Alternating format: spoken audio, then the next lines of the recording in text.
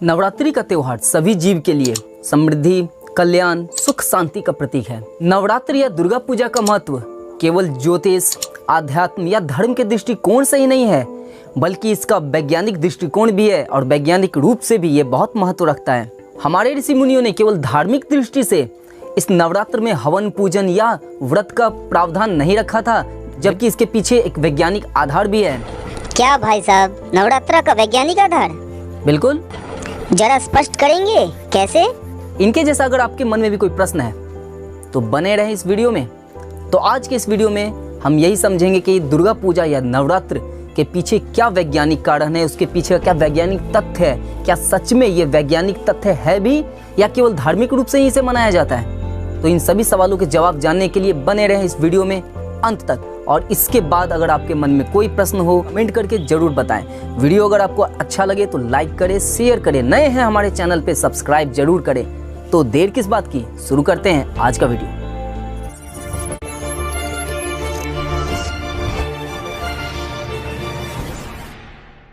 आप सभी को मेरा नमस्कार और नवरात्रि की ढेरों शुभकामना। मैं हूं संजीत कुमार गिरी और आप देख रहे हैं मेरा चैनल जरा सोचो ऐसा क्यों। हर साल हम बड़े ही धूमधाम से नवरात्रि या दुर्गा पूजा का त्यौहार मनाते हैं।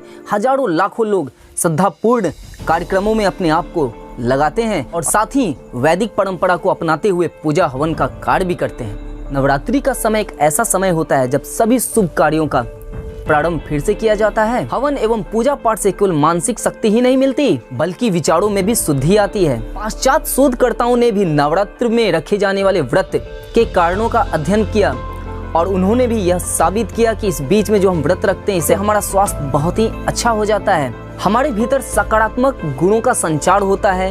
द्वेष, आलस, ईर्ष्या, नफरत, घमंड ऐसे दुर्गुणों का समापन भी होता है। नवरात्रि का त्योहार साल में 2 बार मनाया जाता है। एक बार चैत के महीने में जिसे चैती नवरात्रि भी कहा जाता है और दूसरा आश्विन के महीने में जिसे शारदीय नवरात्रि भी कहा जाता है। शारदीय नवरात्रि उत्तर भारत के साथ साथ दक्षिण भारत में भी बहुत प्रसिद्ध है, जबकि चैती नवरात्रि केवल उत्तर भारत में प्रसिद्ध है। नवरात्रि का समय बहुत ही शुभ और अनुकूल माना जाता है। प्रत्येक अवसर यानी शुभ अवसर इसी से प्रारंभ होते हैं और ये समय ऐसा भी है जब हमारा मौसम भी बदलता है यानी करवट लेता है। तो अब चलते हैं इसके वैज्ञानिक कारण पे कि इसके पीछे क्या वैज्ञानिक कारण है या क्या वैज्ञानिक तथ्य है। तो आप सभी जानते हैं कि नवरात्र का जो समय होता है, चाहे चैती नवरात्र हो या शारदीय नवरात्र, इस समय मौसम में परिवर्तन हो रहा होता है। जैसे एक समय ठंडी से गर्मी की तरफ हम बढ़ रहे होते हैं और ये शारदीय यानी कि आश्विन महीने में जो हमारा नवरात्रि है इसमें हम गर्मी के मौसम से सर्दी की तरफ बढ़ रहे होते हैं। और ये एक ऐसा समय होता है जब रोगों का आक्रमण हम लोग पे होता है। रोग यानी कि असुरी शक्ति का ही सिंबलाइजेशन यानी कि रोग को ही चिन्हित किया गया है असुरी शक्तियों के रूप में।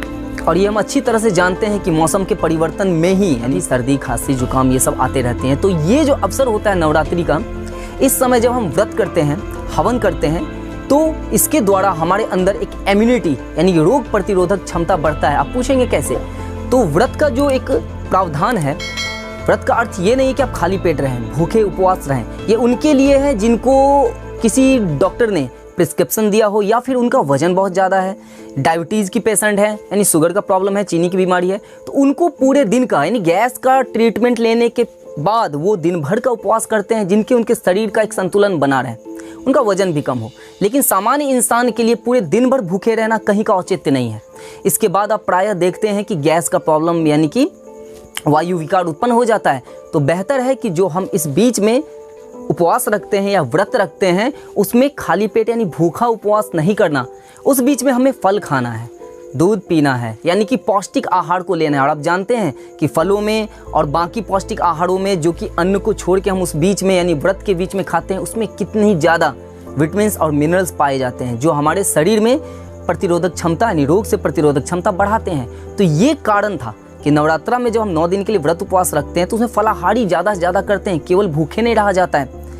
तो इस कारण से हमारे अंदर एक इम्यूनिटी यानी रोग प्रतिरोधक क्षमता बढ़ती है और साथ ही साथ हमारा मानसिक क्षमता भी बढ़ता है। इस समय चूंकि मौसम बदल रहा होता है तो सभी पे तरह तरह की बीमारियों का आक्रमण होता है, रोग प्रतिरोधक क्षमता बढ़ता है तो हम स्वस्थ, और जब भी हम स्वस्थ रहेंगे तो मानसिक रूप से भी स्थिरता बनी रहती है। तो ये कारण था, इसके पीछे वैज्ञानिक कारण था कि नवरात्रा हम लोग क्यों मनाते हैं और उसके साथ व्रत और हवन क्यों करते हैं। और एक बात मैं और बता दूं कि हमारे इस दुर्गा पूजा या फिर नवरात्रा से बहुत जुड़े हुए बहुत सारे अंधविश्वास भी हैं। कितना का मैं नाम लूँ, मैं एक दो के बारे में जिक्र कर रहा हूँ। जैसे कि बहुत लोगों का ये मानना है इस बीच में मैगपी यानी नीलकंठ, उसका दर्शन करना या उसको आस पड़ोस में आसपास देखना शुभ माना जाता है। ये कैसा विचार है मुझे समझ में नहीं आता है। किसी को देख लेने से शुभ हो जाएगा, मुझे नहीं लगता ऐसा कुछ होता है। इस चक्कर में लाखों पक्षियाँ यानी ये नीलकंठ मारे जाते हैं और बहुत जगह आप ये देखेंगे कि बलि प्रदान किया जाता है। ये भी अनैतिक है। कोई भी ईश्वर किसी की हत्या करना हमें नहीं सिखाता। ये बहुत पुराना यानी आदिवासी कहें या फिर जंगली लोग जो थे या जंगलों में निवास करने वाली जनजाति, उनका ये परंपरा है। उसको हम आज तक अपने स्वार्थ के कारण इसमें लिप्त किए हुए हैं। तो ये ध्यान रखना है, नवरात्रि को बहुत ही पवित्र तरीके से मनाना है। और कोई भी पर्व मनाने के लिए सादगी और पवित्रता, आपकी निष्ठा की आवश्यकता होती है। उसमें आडंबर और पाखंड की आवश्यकता नहीं है।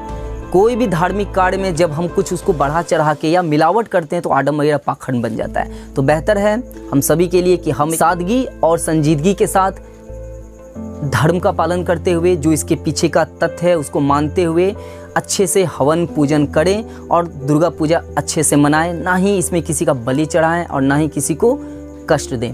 और इसका तरीका भी सामान्य होना चाहिए जिससे आप स्वास्थ्य लाभ कर पाएं। तो उम्मीद है जो मैंने आज आपको इस वीडियो में बताया ये आपके लिए लाभदायक होगा।